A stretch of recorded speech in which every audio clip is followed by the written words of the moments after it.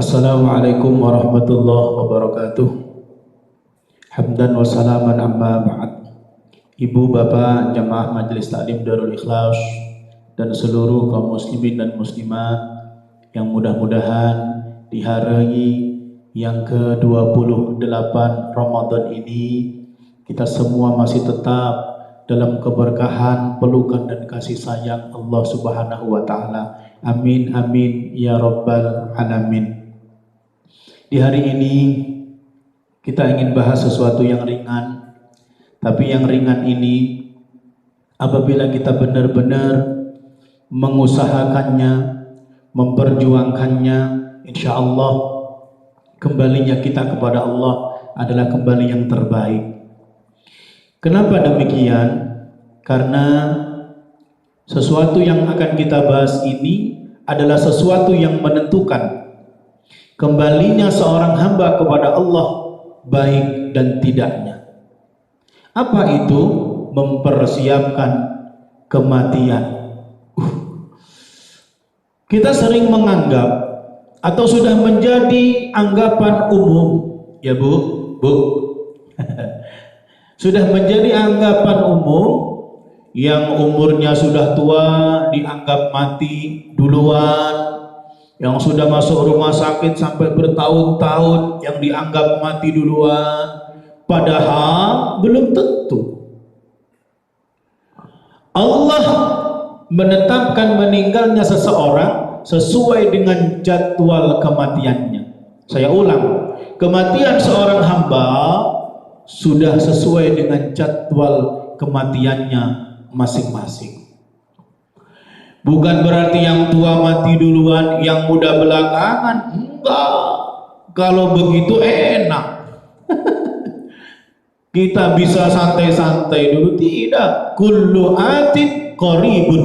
Setiap yang akan datang itulah yang paling dekat. Dan yang paling dekat dengan seorang hamba adalah kematian. Makanya kalau di Quran itu ada kalimat وَلَا يُؤَخِّرَ اللَّهُ نَفْسًا إِذَا جَاءَ أَجَلُهَا وَاللَّهُ خَبِيرٌ بِمَا تَعْمَلُونَ. Allah tidak akan menunda kematian seseorang idza jaa ajaluha, ketika sudah datang jadwal kematiannya. Wallahu khabirun bima ta'malun. Dan Allah maha teliti terhadap apa-apa yang sudah kita kerjakan. Makanya sering ada guyonannya ketika ustadz, para pendakwah, para penceramah menyampaikan berita tentang kematian, dia melantunkan syair. Syairnya seperti ini.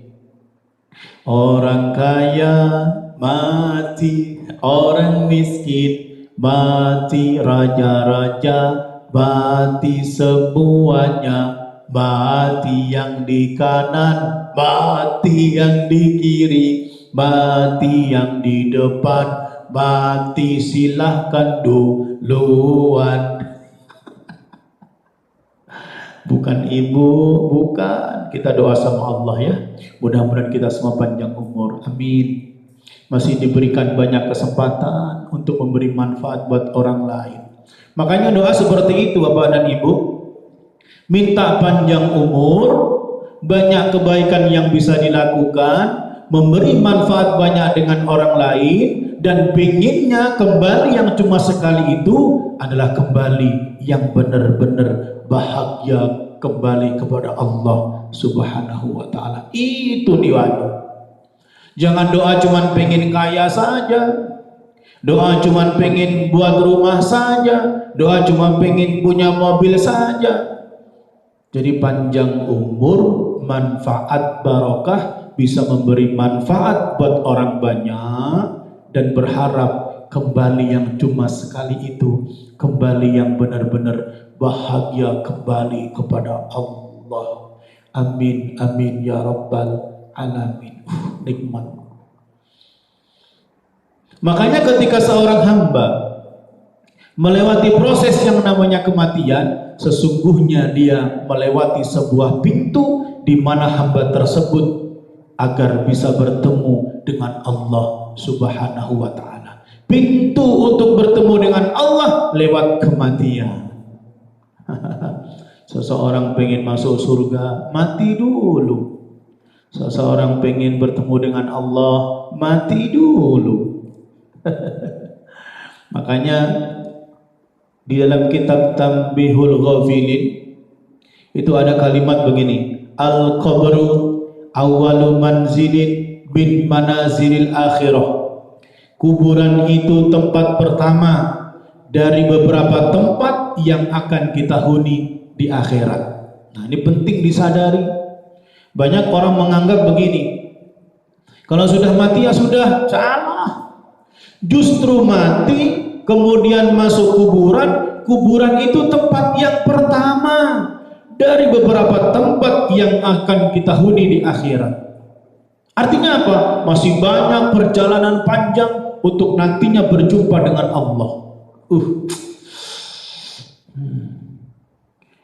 Barang siapa yang dikuburnya sengsara, dikuburnya penuh dengan kesengsaraan, penuh dengan kesedihan, maka sepanjang perjalanannya berjumpa dengan Allah pun penuh dengan kesengsaraan. Na'udzubillah min dzalik. Tapi sebaliknya, ketika seorang hamba dalam kuburnya penuh dengan kenikmatan, penuh dengan kebahagiaan, maka sepanjang perjalanannya bertemu dengan Allah penuh dengan kenikmatan. Makanya di beberapa hari yang lalu saya menyampaikan tentang sedekah. Ternyata Ibnu Qayyim Az-Zawji menyampaikan salah satu lampu yang paling terang di alam kubur adalah dengan memperbanyak bersedekah. Oh, makanya Bu, Bapak, nih tinggal berapa hari, ayo wis pokoknya semampunya. Tidak perlu banyak, mau 10.000, mau 15.000, 10.000, beli wadah, sedekahkan, sedekahkan, sedekahkan. Yakinlah, nanti ketika ibu dan bapak masuk kepada pintu yang namanya kuburan, di situ baru akan kita merasakan, oh benar, ternyata sedekah itu lampu yang paling terang di alam kubur. Mudah-mudahan Allah Subhanahu wa ta'ala selamatkan kita. Bapak Ibu yang dirahmati Allah, banyak kemudian di antara kita yang lupa membahas tentang kematian, sehingga persiapannya untuk mempersiapkan kematian pun tidak ada. Mohon maaf dalam tanda kutip, ya, dalam tanda kutip. Artinya apa? Kita harus sadar bahwa setiap yang hidup itu bakal mati, dan matinya pun rahasia Allah. Malaikat Jibril pernah datang kepada Rasul dan mengatakan, Ishma syi'ta fa innaka mayyit. Hiduplah sesukamu, tapi ingat kamu akan mati. Lihat kalimatnya. Hiduplah sesukamu, tapi ingat engkau akan mati. Semua yang bernyawa bakal mati. Kullu nafsin dha'iqatul maut. Semua yang bernyawa bila sudah datang jadwal kematiannya akan mati. Tidak ada orang hebat. Makanya yang paling baik dalam hidup ini 24 jam mengingat tentang kematian. Minimal habis sholat, minimal sebelum sholat, minimal terus seperti itu sebelum tidur. Ingatlah dengan kematian. Supaya apa? Supaya ada ikhtiar untuk mempersiapkan bekal kematian itu. Yang kedua, pesan dari malaikat Jibril, wa'mal ma syi'ta fa innaka majziyun bih. Beramallah sesukamu, tapi ingat setiap amalan-amalan itu akan dibalas oleh Allah Subhanahu wa ta'ala. Faman ya'mal mithqala dzarratin khairan yarah wa may ya'mal mithqala dzarratin syarran yarah. Kebaikan akan dibalas dengan kebaikan. Begitupun sebaliknya, keburukan pun akan dibalas dengan keburukan. Semoga kebaikan-kebaikan yang kita lakukan lebih banyak dari keburukan yang sudah kita lakukan, dan Allah ampuni semua kesalahan dan keburukan yang sudah kita lakukan. Amin, amin ya rabbal alamin. Yang ketiga, wa ahbib man syi'ta fa innaka mufariquhu. Cintailah siapa yang hendak engkau cintai, tapi ingat kecintaanmu akan terputus dengan yang namanya kematian, dan engkau akan berpisah dengan yang engkau cintai. Allah. Kita harus ingat, seorang suami cinta dengan istri. Ketika istrinya meninggal duluan, siap berpisah dengan istri. Anak-anak cinta kepada orang tua. Ketika orang tuanya meninggal, maka kecintaan itu terputus. Orang tua pun cinta kepada anak-anak. Ketika datang proses kematian, maka kecintaan itu akan terputus dan memisahkan antara keluarga yang dicintainya. Makanya jadikanlah keluarga yang Allah titipkan kepada kita merupakan tanggung jawab dari Allah. Dan atas dasar cinta dan tanggung jawab dari Allah, kita ajarkan kepada keluarga untuk belajar mendekat kepada Allah. Mudah-mudahan manfaat. Mohon maaf lahir batin. Hadza min fadli Rabbi. Assalamualaikum warahmatullahi wabarakatuh.